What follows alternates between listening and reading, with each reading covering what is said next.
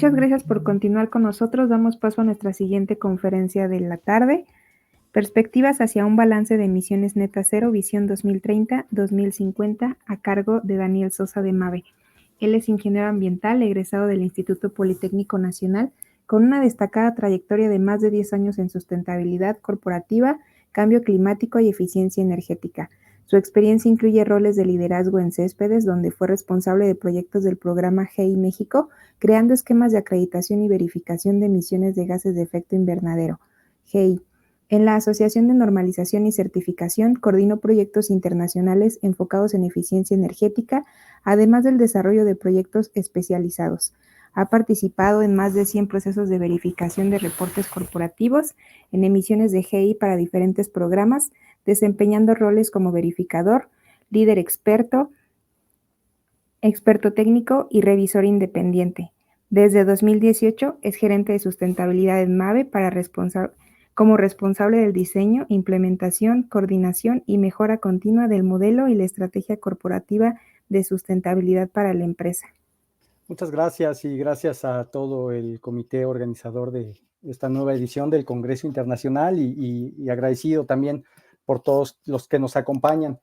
La intención justamente de seguir con esta agenda y ligado un poco con lo que se ha observado a lo largo de estos 2 días es poder compartir justo cuáles son estas perspectivas de acuerdo a los temas que hemos venido abordando en ediciones anteriores y hoy poder poner justamente atención en qué viene hacia adelante para nuestra industria, para nuestro sector. La realidad es que de un año a otro las cosas cambian de manera bastante importante y hoy más que nunca, en este momento en el que nos estamos acercando a la mitad de esta nueva década, pues se vuelve muy relevante volver a conversar sobre estos elementos y sobre lo que viene para nuestro sector y los retos y la manera en la que los podremos ir abordando. Así que sin más preámbulo, quisiera compartir y comenzar destacando justamente cuál es este impacto que tiene la climatización en la ruta que estamos hoy vislumbrando para conseguir un balance de emisiones neta cero. Este concepto de emisiones neta cero que seguramente muchos de ustedes ya han escuchado y que se ha posicionado de manera muy sólida recientemente, más que de manera específica o literal llegar a un estado de emisiones cero, realmente a lo que apunta esto es a todo el conjunto de esfuerzos que tenemos que lograr y que tenemos que emprender en conjunto para llevar al mínimo posible nuestras emisiones de gases de efecto invernadero. Y es aquí donde es importante visibilizar y reconocer cuál es el impacto y la contribución, el rol que la climatización juega en este fenómeno. Lo que se ve es que el incremento en la adquisición de los sistemas de aire acondicionado va a suponer uno de los principales desafíos para descarbonizar nuestras economías y con ello reducir las emisiones de gases de efecto invernadero. Esto implica que entre 64 y 100 millones de hogares en Brasil, India, Indonesia y México no podrán satisfacer del todo sus necesidades de refrigeración para 2040. Esto, de acuerdo a un estudio desarrollado por el Centro Nacional de Información Biotecnológica, donde justamente analizaron esta dinámica del sector en países emergentes y comienza a revelar cuáles son justamente parte de estas problemáticas o estos retos que vamos a enfrentar en nuestra industria. Y esto no es ajeno a lo que hemos venido conversando. Lo comento porque es claro que a la velocidad que la temperatura de nuestro planeta aumenta, no cabe duda que nos vamos a ver forzados a transitar a nuevos modelos socioeconómicos basados en un principio de adaptación climática. Si bien no me refiero al cambio climático desde esta perspectiva catastrofista, no con ese sentido, sí es importante reconocer que el mundo estará cambiando de manera muy importante en los años venideros. Esta proyección que ustedes acaban de ver es un monitoreo que hace la NASA de manera periódica para justamente tener una radiografía térmica, ¿no? Esta fotografía de cómo se está calentando el planeta. Y podemos observar que hacia finales del año pasado, pues las manchas cálidas en todo nuestro planeta son cada vez más abundantes y tienen mayor presencia. Esto sin duda alguna exacerba o incrementa la vulnerabilidad la vulnerabilidad que los países, los sectores y las sociedades vamos a enfrentar en los años venideros, y por ende, pues ahí está el reto justamente que tendremos de encontrar nuevas formas de adaptarnos. Y cuando hablo de adaptación climática es porque es necesario ahora adicionar este enfoque a lo que venimos haciendo. La adaptación es una de las características principales que tenemos como especie y que nos ha permitido llegar hasta el punto en el que nos encontramos. Y ello implica que conforme vamos avanzando y vamos progresando, pues vamos incluyendo nuevos enfoques a este proceso adaptativo. El climático es uno de los que tendremos que ir adoptando e internalizando de manera mucho más consciente, mucho más profunda, basada en datos, en ciencia, en un conocimiento mucho más amplio para saber cómo poder hacer frente y salir avantes y lo mejor, valga la redundancia, lo mejor adaptados de este proceso. Lo hemos estado viendo en tiempos recientes, lo que pasó en México el año pasado con el huracán Otis, lo que ha ocurrido este año nuevamente con la temporada de huracanes que vuelve a impactar Guerrero o en Estados Unidos, lo que recientemente veíamos con este huracán que incrementó de manera muy acelerada su magnitud y su fuerza en muy poco tiempo. Este es el tipo de procesos y dinámicas a las que nos vamos a estar enfrentando con mayor frecuencia.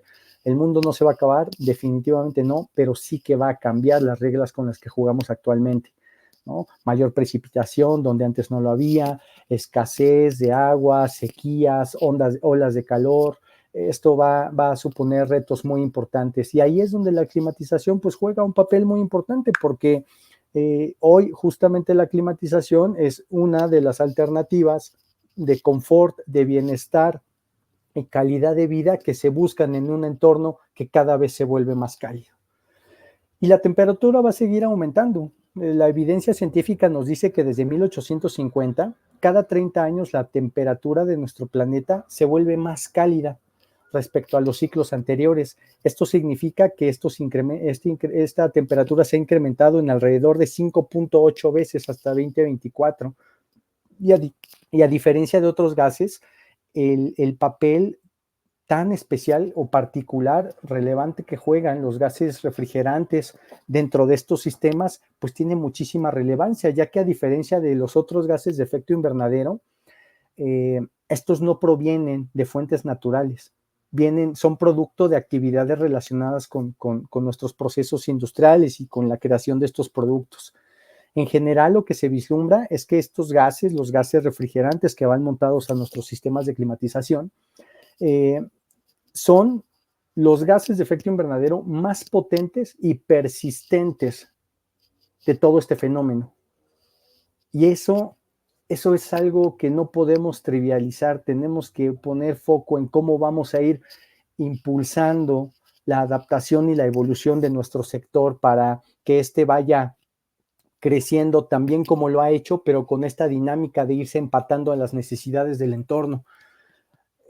Para justamente profundizar sobre este impacto y la relevancia que tienen estos gases, en la figura de la lámina pueden ustedes observar dos principales características de estos gases fluorados. La primera, la persistencia en la atmósfera, es decir, cuál es su tiempo promedio de vida en la atmósfera, donde podemos ver que la familia de los HFCs puede persistir en la atmósfera hasta 270 años, o los perfluorocarbonos, que pueden tener tasas de residencia en la atmósfera que van desde los 2600 hasta los 50,000 años. Esto creo que nos da un panorama muy claro de cuál es la magnitud de este desafío que estamos enfrentando. Y aunado a lo anterior, liguemos cuál es la capacidad que estos gases tienen de retener el calor que viene de la radiación ultravioleta del sol y que queda atrapado por estos gases de efecto invernadero que van acelerando lo que ya es un fenómeno natural, pero a partir de toda esta dinámica y contribución de las actividades del ser humano, pues se viene exacerbando y se viene intensificando. Aquí podemos nosotros observar que los HFCs, de acuerdo a su gama, pueden tener una capacidad de retener hasta 14,800 veces más calor que una molécula de dióxido de carbono, que Si bien no es la que más calor retiene, es la que más abunda como resultado de los procesos de combustión o aprovechamiento de combustibles fósiles. Y es ahí donde se da justamente la relación de por qué medimos el cambio climático o la contribución a este fenómeno en estas famosas toneladas de CO2. Y cuando nosotros le agregamos esa E, que muchos de ustedes seguramente han visto, toneladas de CO2E de equivalente, justamente hace alusión a la integración y a la contabilidad de estos y los otros gases de efecto invernadero que existen para poder contabilizar la magnitud de este proceso. Y entonces podemos ver justamente que los HFCs pueden llegar a retener hasta 14.800 veces más calor, o los PFCs, de acuerdo a su gama, pueden estar entre las 7.300 hasta las 12.200 veces más calor que pueden retener. Y entonces, pues es interesante, ¿no? Cuando cruzas estos dos vectores y comienzas a analizar que una HFC puede retener hasta 14.000 veces más calor y tiene una tasa de persistencia en la atmósfera de hasta 270 años, pues estamos justamente, creo que ya poniendo en la mesa dos principales factores que debemos ir atendiendo, y podemos comprender entonces por qué en tiempos recientes se ha observado mucho o se ha resaltado la importancia de atender este sector, de impulsar una transición, este famoso concepto de la descarbonización, y justo apuntar hacia un balance de emisiones netas cero, ¿no? Entonces, es ahí donde está justamente este proceso, y eso implica muchas cosas, eso tiene muchas variables que ir observando. Algunas de ellas justamente tienen que ver con esta figura o este rol que tiene el aire acondicionado en las economías emergentes. Más demanda es igual a más consumo de electricidad y es igual a más emisiones de CO2, ¿no? Más demanda en la adquisición, se prevé que esta compra de aires acondicionados se va a disparar, de acuerdo con el estudio que comenté hace un momento, durante los próximos 20 años, y esto hará que más de la mitad de los hogares tengan un sistema de aire acondicionado instalado en sus casas. 85% en Brasil, 61% en Indonesia, 69% en el resto de los países. Por su parte, lo que se ve es que también el aumento de la electricidad o de la demanda en el consumo eléctrico va a triplicarse en India e Indonesia y se duplicará, cuanto menos, en Brasil y México. Y estos son resultados de las proyecciones, de los análisis y las modelaciones que están contenidas en este estudio sobre aires acondicionados y el déficit en la adaptación que hay para las economías emergentes. Así se titula el estudio y aborda estos temas. Me pareció muy relevante traerlo a colación porque justamente me parece que es algo con lo que estamos de acuerdo. Las necesidades y la demanda de este tipo de sistemas no va a disminuir en los siguientes años. Es importante identificar entonces qué tipo de tecnologías vamos a ir integrando a estos modelos socioeconómicos. Sin duda alguna, este escenario supone oportunidades muy interesantes para el desarrollo de nuestro sector, pero con las oportunidades también algunos de estos retos implican también el surgimiento de estas nuevas regulaciones que hay o el endurecimiento de las que ya existen. Sabemos que hoy trabajamos en este sector bajo una agenda que también observa, atiende y cumple las diferentes disposiciones regulatorias en todos los países en los que nuestras empresas se encuentran presentes, pero esto no se limitará solo a ello. Las existentes se van a endurecer y seguramente van a surgir nuevas regulaciones. Y ahí es donde surge una pregunta estratégica muy relevante que hacernos. ¿Qué tan preparados estamos para asumir esta transición bajo un enfoque de adaptación competitiva? Y esta combinación, este juego de palabras no está al azar. Desde luego que podemos optar por adaptarnos bajo el modelo tradicional de la reacción, asumiendo las pérdidas que esto implique, o podemos comenzar a transicionar este proceso adaptativo desde una perspectiva de anticipar, de gestionar, de administrar e incluso de influir en las agendas.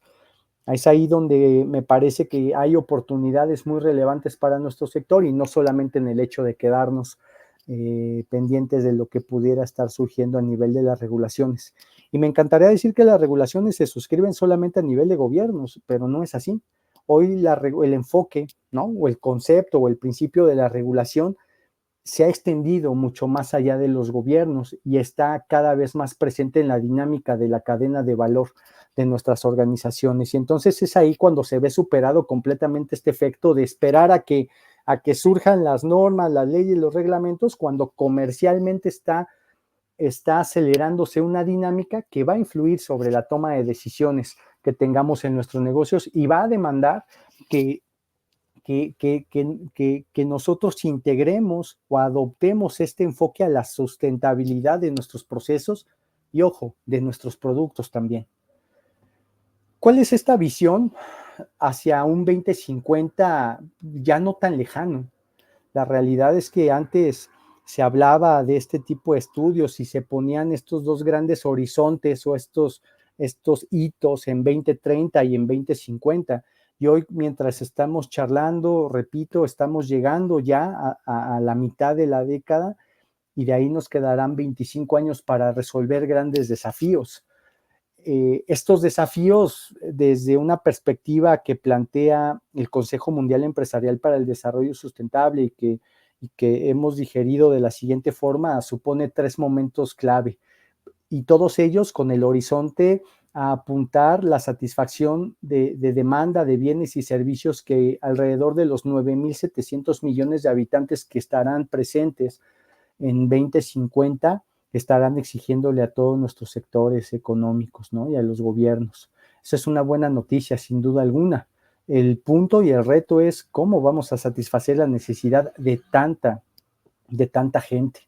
Y ahí es donde entonces tenemos que plantearnos una ruta estratégica para ir transitando del negocio como actualmente lo conocemos, el negocio en marcha o este business as usual como suele conocérsele, a un futuro sustentable.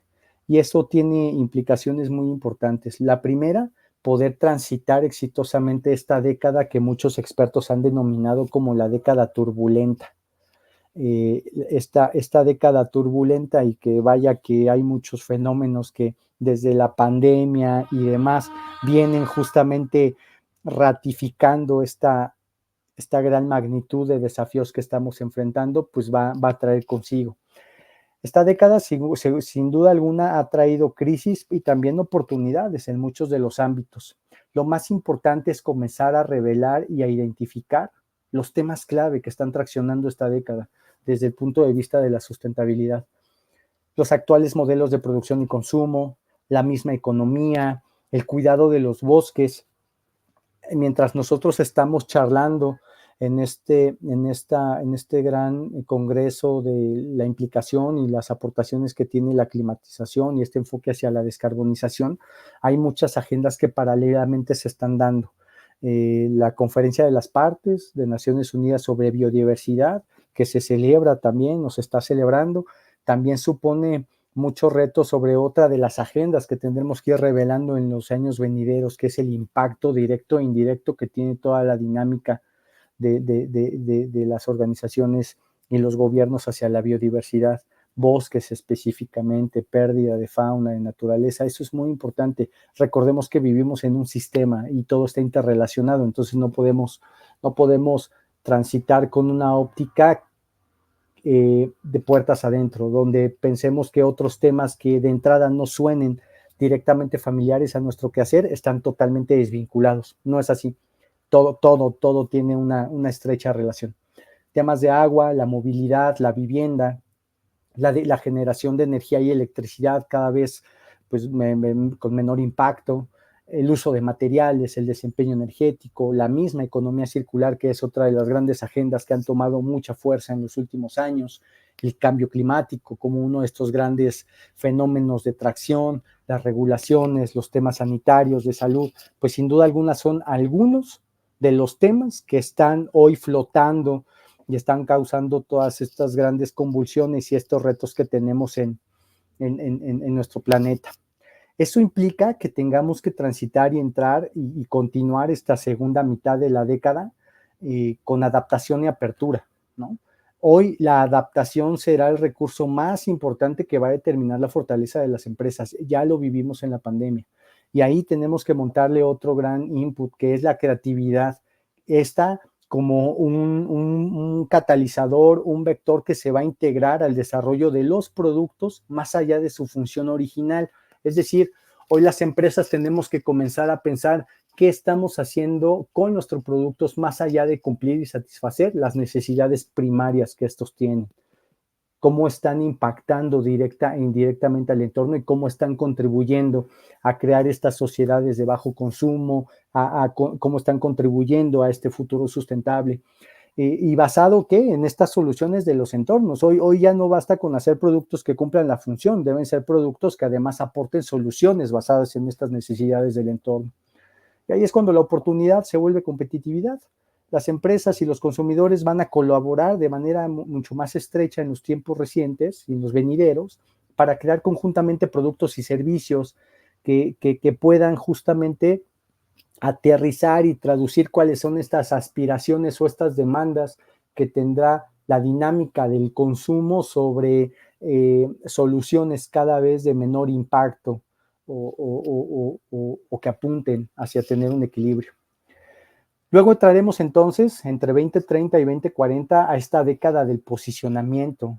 La toma de acciones va a consolidarse como el principal activo de muchos de los gobiernos, de las organizaciones para poder aportar a la construcción de nuevas ciudades bajas en carbono, que ya estén apuntando a minimizar la generación de residuos, que cuenten con nuevas y mejores infraestructuras, que haya mejores dinámicas de movilidad, que haya mejores condiciones y calidad de vida, entre ellas justamente lo que hemos venido resaltando a inicios de la charla sobre los sistemas de climatización, y que esto vaya impulsando la consolidación de sociedades bajo esta premisa de la convivencia, del desarrollo sustentable.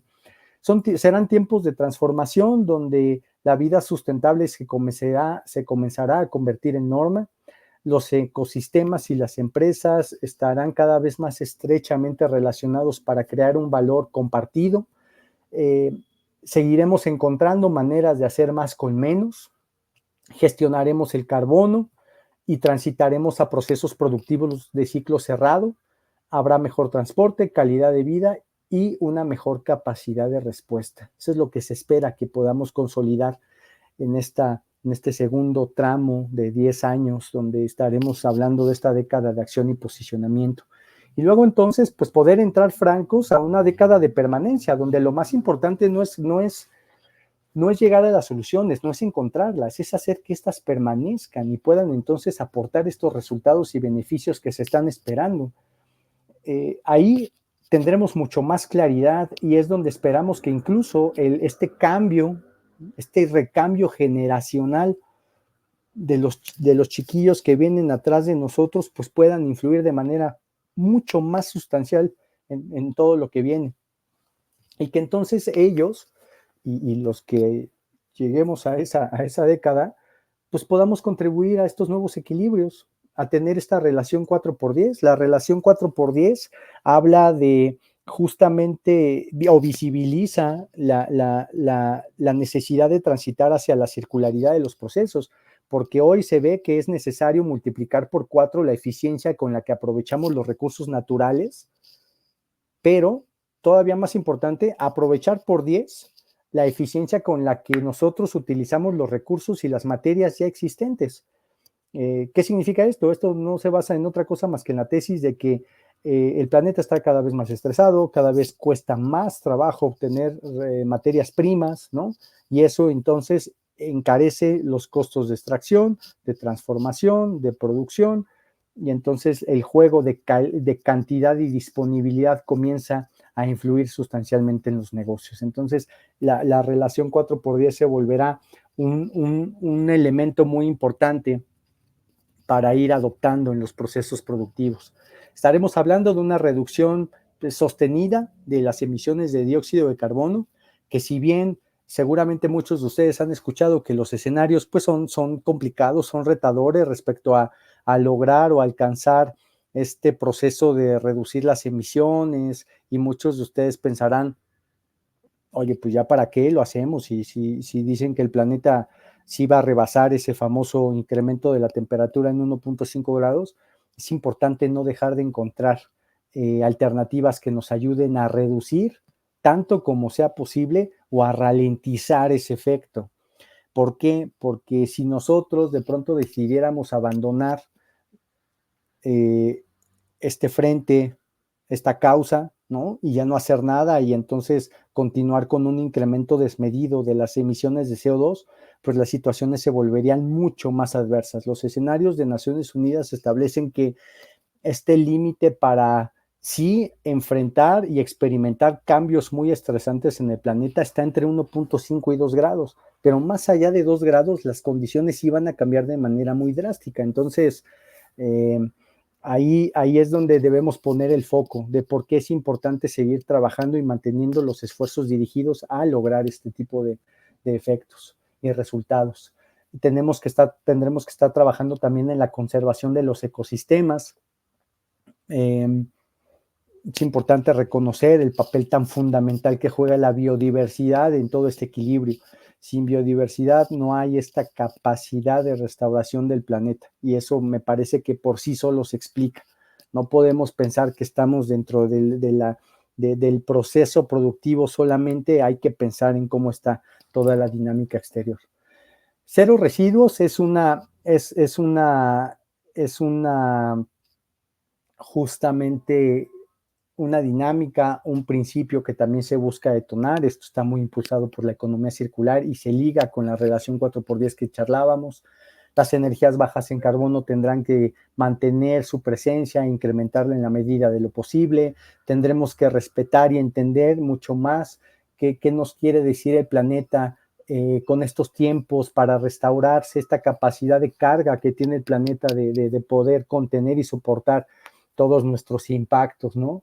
La seguridad alimentaria, la sustentabilidad, el equilibrio es justamente hacia donde apunta todo esto, ¿no? No hablamos hoy de cambios, no hablamos hoy de abandonar lo que estamos haciendo, hablamos de seguir progresando, de seguir creciendo, de seguir desarrollándonos bajo este enfoque de equilibrio, donde nos concibamos y donde vayamos avanzando y trabajando como parte del sistema y no como el centro del sistema. Creo que también este cambio en el racional de cómo hemos venido evolucionando se volverá muy importante en los años venideros. Y entonces este panorama que vemos aquí, pues plantea justamente cuál es ese camino a seguir o propone algunos de los elementos que se pueden ir siguiendo. Hoy, sin duda alguna, ya no podemos, tenemos que alternar en este gran desafío de resolver los negocios en el día a día y al mismo tiempo no dejar de ver lo que viene hacia adelante. Por eso es que siempre encontramos útil el poder repasar justamente esta visión que viene hacia los años venideros.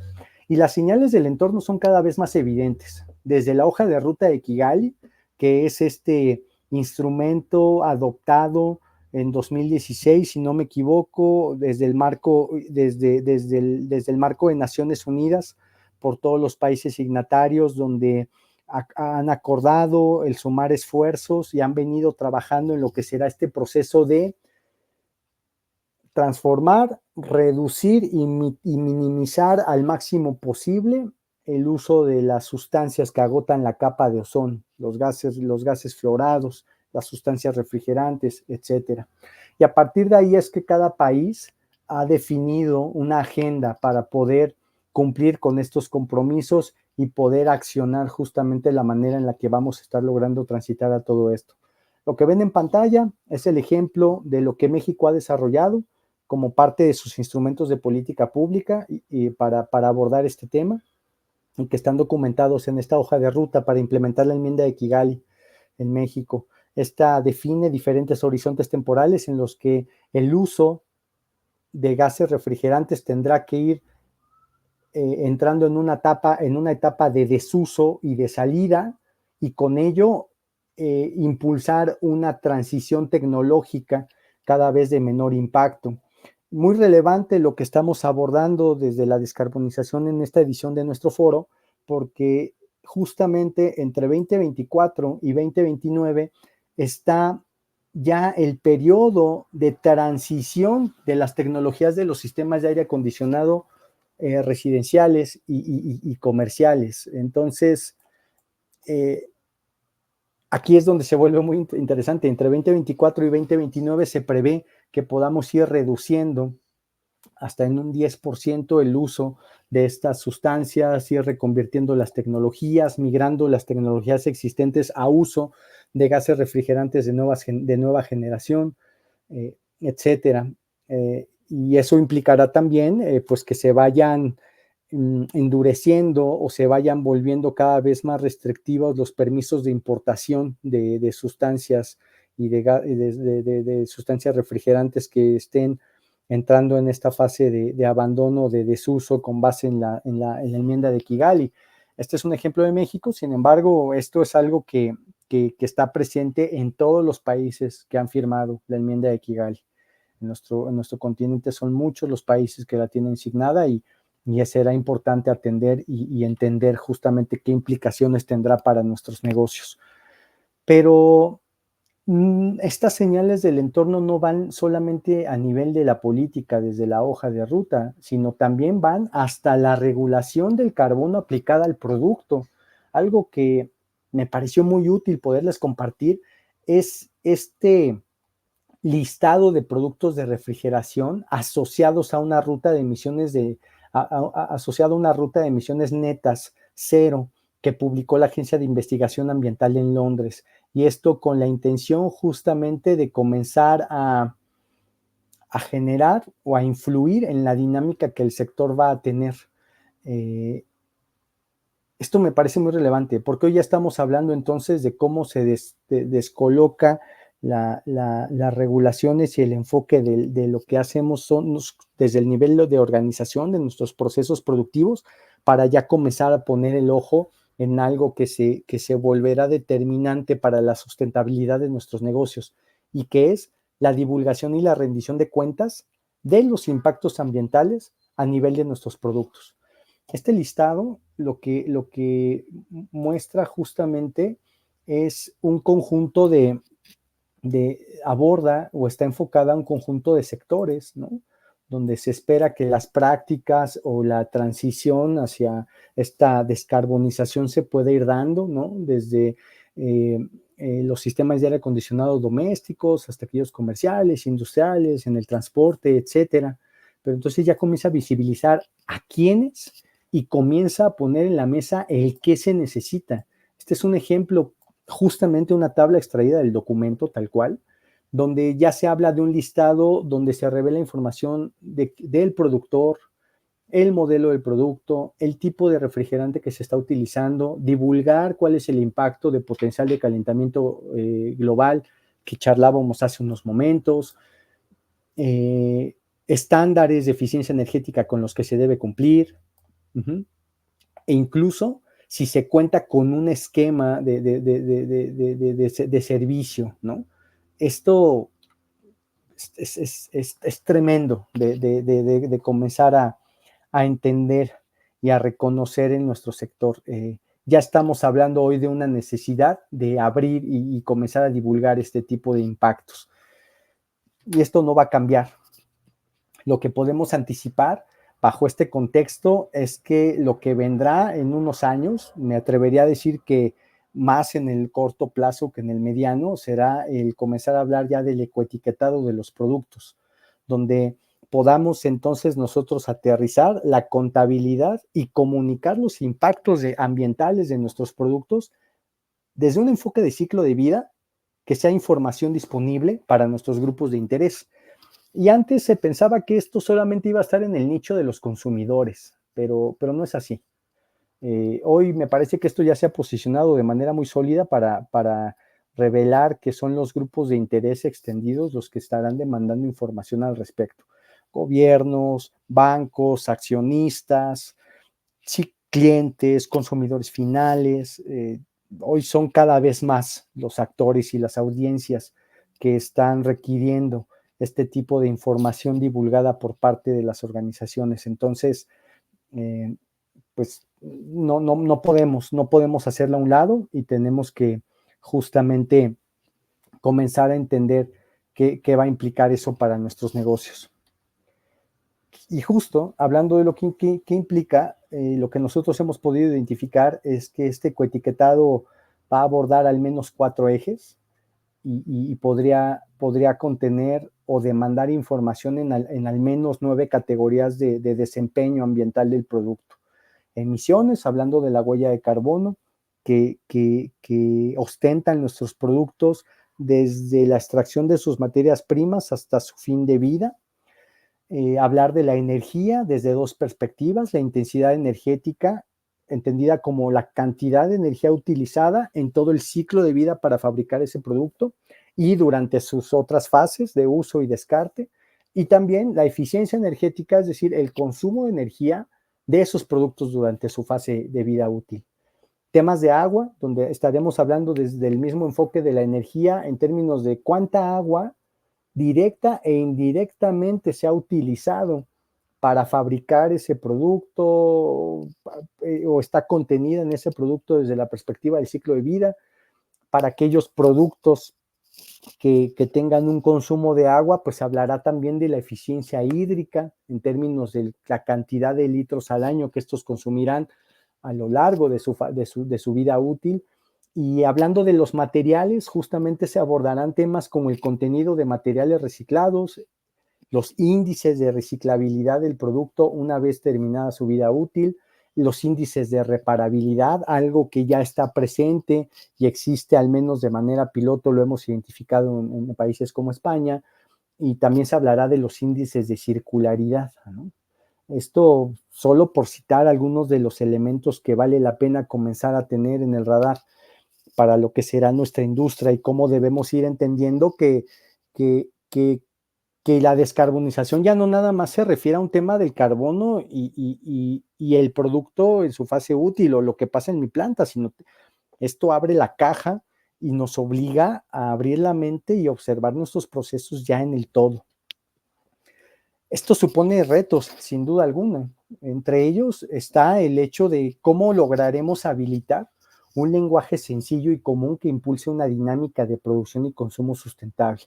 Hablar de evaluar impactos en el ciclo de vida de los productos no es una tarea sencilla, tiene complejidades técnicas en su implementación y todavía más en su comunicación. Entonces debemos ir trabajando en generar estos lenguajes y estas métricas comunes para hablar de los diferentes sectores y de sus productos.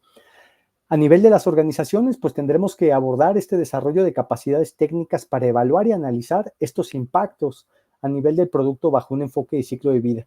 Como referencia, nos permitiríamos comentar a la norma ISO 14040, ¿no? Esta familia de normas de la serie 14040 que define el estándar o la metodología genérica o el método general para poder abordar un ciclo de vida. No obstante, hay retos particulares como poder hablar de reglas de categoría de productos específicos para saber ya en términos de los factores técnicos y metodológicos específicos aplicables a cada sector, a cada producto, etcétera, de dónde a dónde y cómo se tienen que analizar este tipo de impactos, y también el poder comenzar a trabajar de manera armonizada en la manera en la que se van a divulgar estos impactos, y para ello, pues comenzar a definir lo que técnicamente se le conocen como las declaraciones ambientales de producto y los criterios para elaborarlas.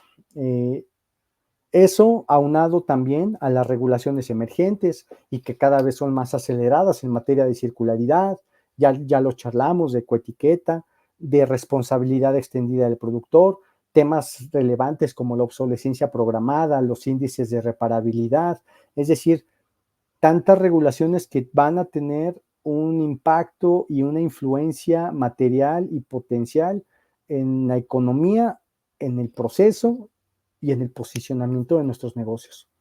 Y finalmente, pues no obviar lo que hemos venido charlando, ¿no? La creciente presión de los grupos de interés desde el business to business, los financieros, los accionistas, para cumplir estos requerimientos en materia de sustentabilidad. Hoy es cada vez más común que el sector financiero ya también se encuentra trabajando en poder definir también su propia hoja de ruta hacia la descarbonización y hacia dónde está mirando el sector financiero, está viendo justamente hacia el impacto que indirectamente los bancos generan por el financiamiento que otorgan a sus diferentes clientes.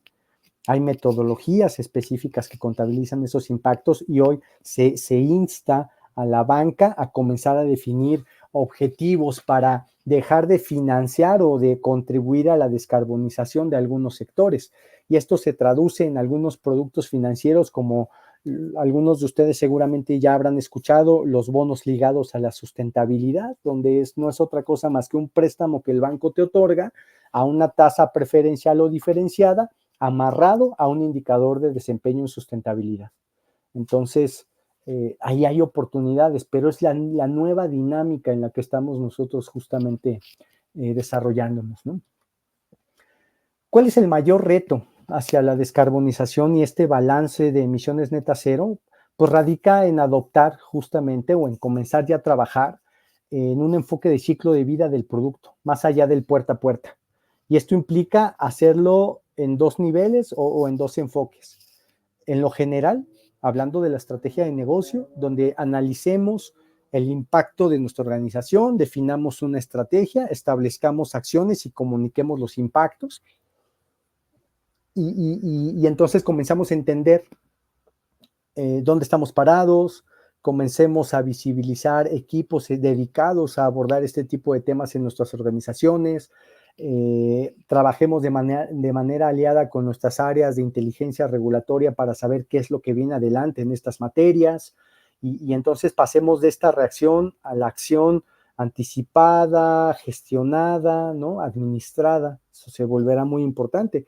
Y entonces sí poder entrar al segundo nivel, que es el específico, hablando de una estrategia a nivel del producto, donde podamos convertir nuestros modelos lineales existentes actualmente de extracción, transformación, uso y disposición a uno que elimine justamente estas fases de disposición o de tirar, permítanme por favor sobresimplificarlo, a un momento en el que comencemos a actuar a partir del momento del descarte o el fin de vida del producto para comenzar a valorar cuáles son estas oportunidades que tenemos hacia adelante y comenzar a hablar ya no de diseño, sino de ecodiseño.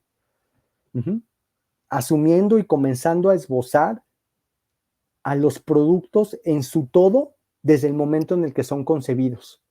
Y esto se vuelve muy relevante, más hablando de la dinámica y de los años que tenemos por delante. Sabemos que los ciclos tecnológicos o los cambios generacionales en las tecnologías no suceden de la noche a la mañana. Implican grandes recursos financieros, humanos, tecnológicos y de investigación para comenzar a encontrar esas nuevas oportunidades en cada iteración que se va haciendo. Y entonces comenzar a hablar del ecodiseño como un enfoque o un principio bajo el cual comencemos o sigamos trabajando en nuestros procesos, pues será determinante para ello. Estudios, metodologías al respecto del ecodiseño hablan de que incluso el 80% de los impactos de un producto en su ciclo de vida se pueden identificar, se puede prever cómo gestionarlos e incluso se podrían minimizar desde la fase del ecodiseño del producto. Entonces, se vuelve muy interesante explorar esa parte, ¿no? Y entonces eso implicará que tengamos que ir abordando y entendiendo el todo, ya no solamente lo que ocurre aquí en mi producción, sino entender qué pasa con mis proveedores, qué pasa con mis actividades de transporte, qué ocurre con los procesos de transformación intermedia que hay, etcétera, etcétera. ¿Qué está ocurriendo con mis consumidores? ¿Qué criterios está estableciendo mi cliente? ¿Cuáles son las oportunidades o el margen de maniobra que tenemos desde el servicio postventa de nuestros productos y qué acciones estaremos emprendiendo en el momento, al momento en el que estos lleguen al fin de vida útil o bien en el momento en el que sean descartados? Esto, si lo tradujéramos a estándares, metodologías, normas, regulaciones, pues sin duda alguna ya está presente en muchos de nuestros países, ¿no? Y solo por mencionar uno de ellos, la responsabilidad extendida del productor como un mecanismo, como un instrumento de política regulatoria que ya define la obligación a los productores de recuperar o de hacerse cargo de sus productos, ya no solamente al momento de la venta, sino también darle seguimiento y poder intervenir al momento de su descarte o fin de vida útil para asegurar que estos no vayan a impactar de manera sustancial o negativa a su entorno. Esto va a implicar que de manera resumida nosotros tengamos que integrar nuevos criterios en la manera en la que estamos haciendo los negocios hoy, fortaleciendo la vinculación con la cadena de valor, es decir, proveedores desde el enfoque de la sustentabilidad, identificar quiénes, qué y cómo podemos mejorar lo que nos suministran, evaluar el impacto ambiental en cada etapa del ciclo de vida, introducir la responsabilidad extendida como parte de este proceso, de este ciclo, hablar del índice de circularidad, de la ecoetiqueta y de la certificación, porque al final del día, en un entorno también en el que al margen y al amparo de todo esto que venimos charlando, esta famosa divulgación falseada, ¿no? O de pronto sospechosa que puedan hacer algunas organizaciones que se le conoce como o tendenciosa, ¿no? El greenwashing, el famoso greenwashing del que se habla actualmente, pues los esquemas de certificación y de vigilancia del mercado tendrán un papel determinante en asegurar que tanto el proceso productivo cumple con los requerimientos establecidos y que también estamos comunicando de manera veraz, sensata, objetiva, clara, pues cuál es este tipo de impactos en los consumidores y clientes, ¿no? Entonces, hacia allá van algunos de los elementos que tendremos que estar visibilizando. Y para ir cerrando, me gustaría justamente compartirles esta reflexión. Aunque el futuro parezca lejano, yo estoy convencido de que ya no lo está tanto. No podemos negar que el sitio que ocupemos como empresas al final de esta década va a depender de las decisiones que tomemos hoy y de la capacidad que tengamos para pasar de la reacción a la acción.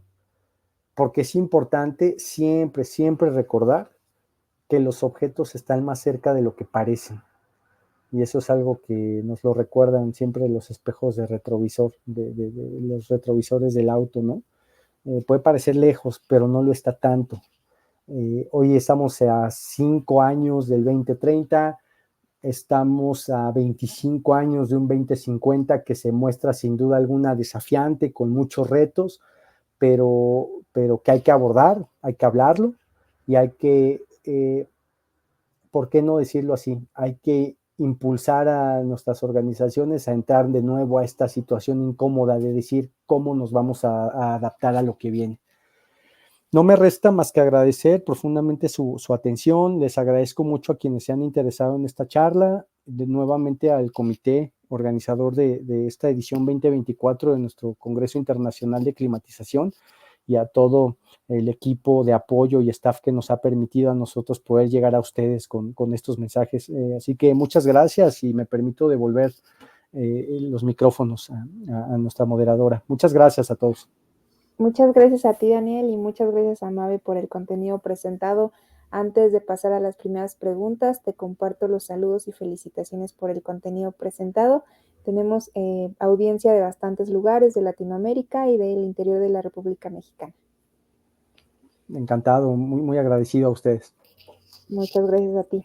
La primera pregunta que tenemos es de Leonardo García. ¿Cuáles son los principales desafíos que van a enfrentar los fabricantes con la implementación de las ecoetiquetas en los productos? Muchas gracias, Leonardo. Bien interesante tu pregunta. Es uno el desafío y está bien tremendo, que es desarrollemos capacidades para hacer análisis de ciclo de vida a nivel de producto. ¿Qué implica esto?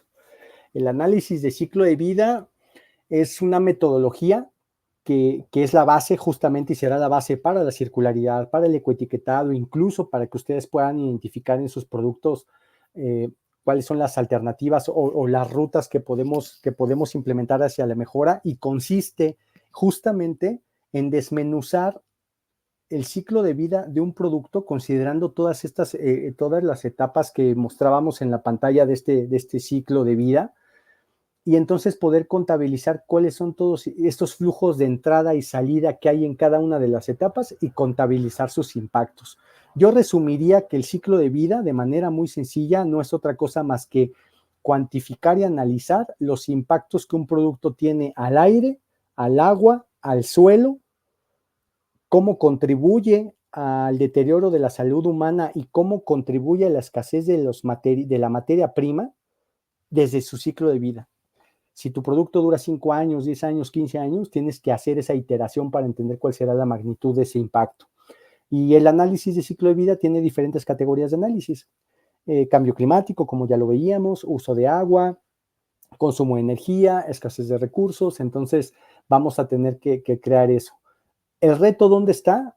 Hoy, en el hecho de aprovechar la contabilidad que ya se tiene en tu empresa o en tu proceso y comenzar a escalarlo en términos del ciclo productivo y luego hacer un zoom y un doble y hasta triple clic en cada proceso, pues para saber hacia dónde se están yendo estos impactos. Implica mucho entrar a temas de balances de materia, de energía, porque tú tendrás que analizar tu producto, en qué planta se hace, en qué línea de fabricación se hace y poder tener la capacidad de decir, oye, tantos recursos, tantos kilogramos de acero, vidrio, plástico, tanta cantidad de energía, tanta cantidad de agua se está utilizando, se está usando por unidad de producto. Y luego decir, oye, pero ya cuando lo fabriqué, este producto se va vía aérea, terrestre o marítima a diferentes puntos y luego en la fase de uso dura tantos años y consume tanta energía durante ese periodo y luego cuando llega al final de vida útil puede tener cualquiera de estos destinos y si nos vamos al inicio del ciclo de vida es qué materias utilizo, de dónde vienen, quién me las provee, cómo se transportan, cómo se procesan. Es decir, tenemos que ir amarrando todos esos eslabones para entender el impacto desde todo este enfoque. Excelente, muchas gracias por esa respuesta tan completa. Nos comenta Juan Lifardo, ¿cuál es el mejor refrigerante actual en su relación de menor impacto ambiental, eficiencia y costo para climatización doméstica? Muchas gracias, mi estimado. También otra pregunta bien interesante. Hoy la refrigeración doméstica está transitando, en términos generales, está transitando a los gases de última generación que son los hidrocarburos. Los hidrocarburos tienen esta propiedad de ya no tener incorporados como parte de su composición el flúor y eso justamente ayuda a disminuir sustancialmente el potencial de calentamiento global y a abatir completamente el factor de agotamiento de ozono. Yo te podría hablar hoy de una migración de gases como el 400A, el R22, el 407 a los gases de nueva generación o alternativos como el R290 o el R32, que son algunos de los que están. Y ahí podemos estar hablando de que el potencial de agotamiento de ozono se reduce en un 100%, es decir, se elimina, y el potencial de captura de calor y de retención de calor del que hablábamos al inicio de la charla se puede reducir hasta en un 99%. Entonces, es hacia allá donde están las alternativas. Y esto pues implica desafíos importantes, ¿no? Reconversiones tecnológicas en las plantas productivas y también estas nuevas generaciones de productos o de sistemas de aire acondicionado residencial, ¿no? Que puedan estarse desarrollando. Muchas gracias. Georgina Vázquez nos pregunta, ¿existe un plan de adaptación para que los sistemas de aire acondicionado ya existentes cumplan con las normativas actuales o demandantes para cumplir con la sostenibilidad? Muchas gracias. Sí, sin duda alguna, los planes de adaptación son elementos que están presentes, diría yo, desde 3 factores. Uno, la misma inercia del sector y del negocio que implica que vayamos avanzando tecnológicamente hacia el desarrollo de nuevas alternativas y que hoy, me parece, estamos en ese momento de integrar este enfoque hacia la sustentabilidad. El segundo elemento lo pondría yo en la regulación, en los instrumentos de política, los acuerdos internacionales como la hoja de ruta de Kigali de la que hablábamos. Y el tercer elemento tiene que ver mucho con otro sector al que estamos estrechamente ligados, que es el sector de la construcción y el sector inmobiliario. hoy es cada vez más común, y otra de las grandes agendas que se está impulsando en ese sector es el de edificios de cero emisiones, o edificios ultra eficientes o de bajo carbono, o edificios o edificaciones sustentables. Esto que en otros entornos, en otros momentos lo hemos escuchado como la famosa certificación LEED o EDGE para edificios, pues hoy se está robusteciendo para migrar ese enfoque. Y entonces, cuando hablas de construcción, eso implica también las tecnologías que montas para todo lo que ya será la fase de operación del sitio, ¿no? E incluso ese enfoque o esa práctica va mucho más allá, porque incluso considera hasta la fase de abandono del sitio, ¿no? Y de fin de vida. Entonces, esos son algunos de los efectos que están traccionando mucho la toma de acciones hacia la sustentabilidad en el sector. Excelente, muchas gracias. Julio Vilchis nos pregunta, ¿qué métodos se utilizan para evaluar el impacto de las normativas de sostenibilidad en la eficiencia operativa de los equipos? Bueno, pues impactos, yo dividiría que la evaluación de los impactos de la regulación se puede dar en diferentes rubros. Uno de ellos tiene que ver con cuál es el costo que tendrán las nuevas regulaciones, o el costo de cumplir con las nuevas regulaciones para las empresas en términos de desarrollo de capacidades, desarrollo de infraestructura, incluso presupuesto para poder atender esquemas como certificaciones, etiquetas y demás.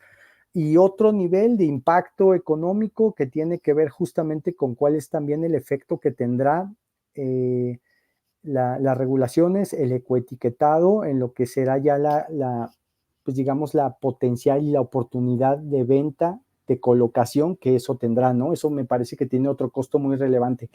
¿A qué me refiero con ello?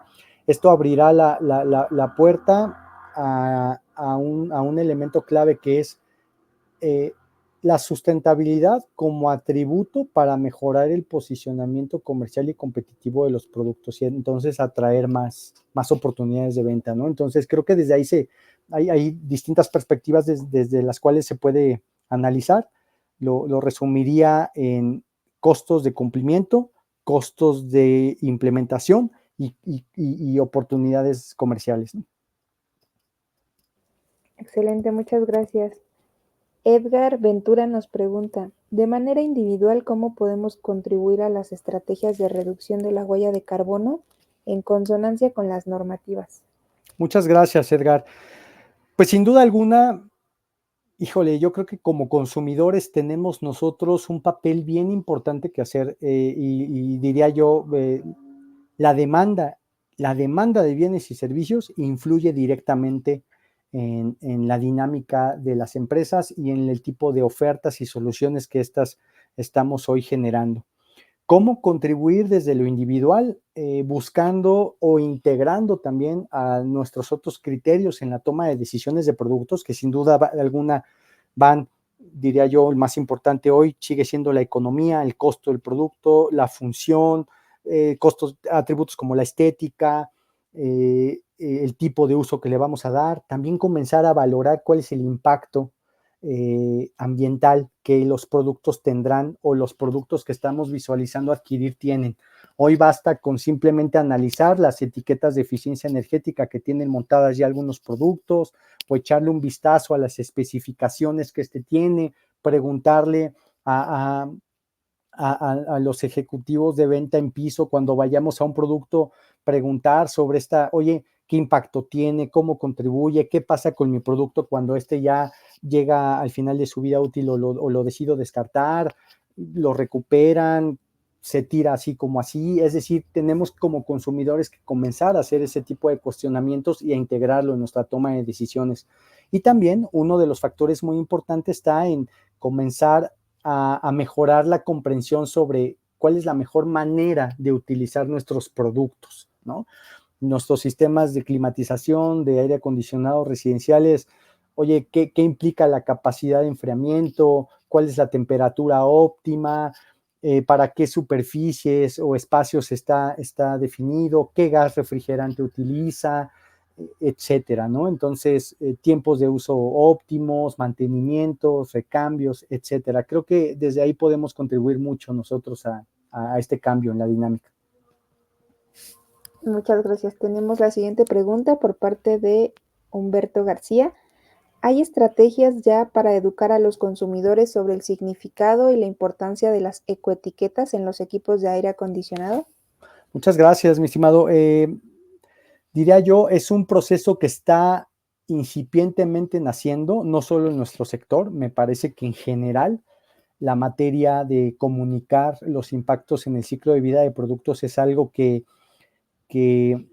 es una necesidad que no ha sido abordada profundamente y hoy está comenzando justamente a visibilizarse de mayor forma. Los retos están ahí. Comentábamos justamente que uno de los elementos será cómo logramos crear un lenguaje común, amigable e incluso me permitiría decir eh, hasta atractivo, que motive al consumidor a meterse mucho más en esto, ¿no?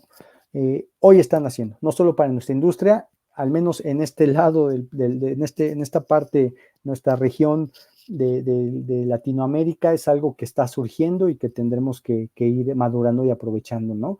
Yo diría yo, ahí basta o sirve mirar la experiencia o el camino recorrido en Europa, no para replicar, sino para entender cómo ha sido este proceso de entendimiento, ¿no? Excelente, muchas gracias. Nos pregunta Ignacio, ¿considera que este nuevo desarrollo de abrir la información de impacto ambiental hacia el usuario final con las ecoetiquetas abrirá nueva demanda de especialistas o ya existe alguna rama que se esté especializando en este rubro? Muchas gracias, Ignacio. Padrísima tu pregunta y te lo agradezco. Es una gran oportunidad para el desarrollo y la especialización. O sea, hoy, eh, antes los temas ambientales, las empresas los mandaban a las áreas de ingeniería civil o ingeniería química, ¿no? Ahí donde cabía. Hoy ya estamos hablando de un conjunto de expertos o profesionales formados en materia de sustentabilidad. Y este tema del que acabamos de hablar va a abrir la puerta abismalmente a la demanda y el surgimiento de profesionales especializados en este tipo de análisis. Diría yo, hoy son muy pocos, muy pocos los que tienen esta expertise y sin duda alguna representará una muy buena oportunidad para quienes deseen incursionar en este tipo de enfoque. Estupendo, muchas gracias Daniel. Con esta pregunta concluimos el segmento. Si gustas darnos un mensaje a manera de conclusión. Muchas gracias. Quisiera yo transmitirles que no importa el tamaño de la acción, todo lo que hagamos cuenta, todo lo que hagamos contribuye. Por favor, no miremos al cambio climático y al desafío de la sustentabilidad como una batalla perdida. Recordemos que detrás de nosotros vienen nuevas generaciones, directas o indirectas, y vale mucho la pena seguir trabajando en pro de lograr un futuro mejor. Y pues, nuevamente gracias a todos ustedes que nos acompañan y al Congreso por la oportunidad de charlar sobre estos temas. Excelente, muchas gracias. Te reitero la felicitación por parte de nuestra audiencia por tan interesante y sobre todo tan relevante tema que nos estás compartiendo el día de hoy. Y por supuesto a Mabe por haber sido parte de esta quinta edición 2024. Muchas gracias, Daniel. Te esperamos en las próximas ediciones. Un placer, muchas gracias a todos. Que estés muy bien. Hasta luego.